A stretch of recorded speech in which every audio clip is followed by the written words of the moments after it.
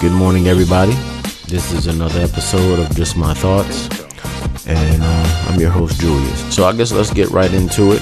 I've been having a lot of talks with friends and family about the state that rap music, R&B, hip-hop, whatever you want to call it, is the state that it's in. And, you know, a lot of people just like, oh, it's different and it's trash. I mean, I tend to agree. But what I want to talk about is the record labels, and specifically two of them, QC and 1017.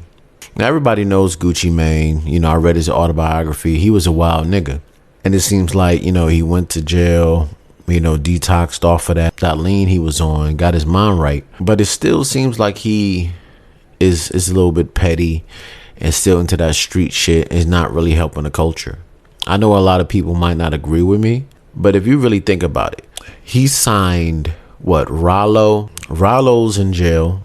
It's about to plead guilty to selling drugs.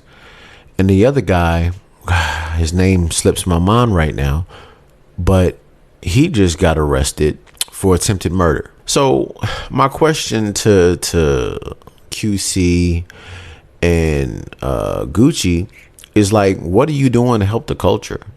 You know what I'm saying? It's like, are you really helping or are you hurting? Now, what I mean by hurting is, yeah, you got these young kids that are out in the streets selling drugs. You grab them, you give them $200,000-$300,000 or whatever, but then they end up going to jail. I mean, like, you know, if you could help them out, you say, look, this is what I'm going to do. I'm going to sign you to my 1017 record label, and I'm going to give you $200,000-$300,000. Now, this is more money than you ever seen in your life. If you want to make millions, you can't have 1 foot in the streets and 1 foot out. But I could be wrong, but I don't really feel like they're doing that shit. You know, it's like, I feel sometimes that Gucci signs these young niggas from the streets to his record label for clout. On his part, they're like, yeah, I'm not in the streets no more, but I'm still cool with the niggas that's in the street, these young niggas that's in the street, which is fine. But, you know, if you're not in the street anymore and you want to really legitly help these kids out, then you shouldn't have signed 2 artists, a little bit more than that. But these last 2 artists that you signed are in prison. 1 for selling drugs and 1 for attempted murder. Are you really going to bail these people out? You know what I'm saying? And personally, that's a bad investment, right? I mean, you're putting these kids on these record labels and putting them, you know, on these songs and doing all these videos, but then they get arrested. Are you going to recoup that money? Because I know you're not going to put more money up to get them out of jail than you gave to them. You know, that's a bad investment. And you got the young kid, man. I don't know. I think they're from Jacksonville. They are on a golf course, and they are rapping about dead ops. For those of you that don't understand what an op is, it's an enemy. I mean, I listened to the Joe Budden podcast, and, you know, since Mile and Rory's gone, he got Ish and Ice on there. And Ice doesn't like Griselda. He doesn't like DJ Premier, which everybody's entitled to their opinion. But he played this song with these young niggas talking about killing other people. They're talking about, yeah, I rolled down on you, I killed you, if you come back, I'll kill you again. Now, don't get me wrong, I listen to my little hood music or whatever, but it's like, you know, with Benny, Conway, Pusha, Westside, all them niggas is talking about shit that they used to do or that somebody that they know used to do. They're talking about the past. These young niggas is actually talking about shit that they're doing, having shootouts. These niggas have a video shoot and people are getting killed. I just don't understand the state that music is in.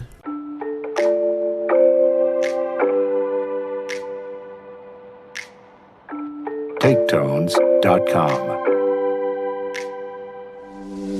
All right, let's go to R&B. You got her, Janae Aiko, Tiana Taylor, Alex Isley. It's a lot of people, but I think they all whisper. Like, they all whisper. I mean, Jasmine Sullivan She be singing her ass off. But it's just like, it gets to a point where with rap music, the Migos came in and totally changed the game as far as rap is concerned. And then you got somebody like Janae Aiko, Tiana Taylor, that are not really singing. I think Fonte called them racially ambiguous whispering bitches. Snow Allegra. Now don't get me wrong, all these artists that I'm naming, I love. But there's no individuality. Everybody is sounding the same with rap.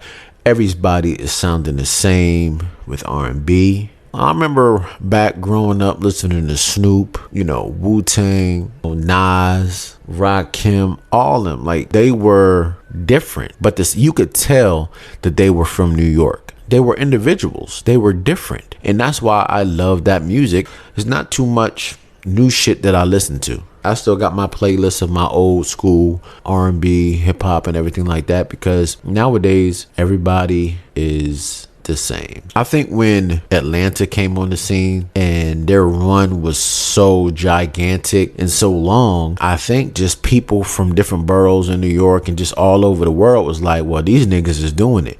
They done took over our shit. They done took over New York. They done took over LA. Everybody's trying to sound like these down south niggas. So fuck it, let's do it. And I just totally fucked up the game. Well, y'all tell me what y'all think, man. Let me know in the comments. Do you agree? Do you disagree? And if everybody doesn't sound the same, send me some links. Let me know. All right, peace.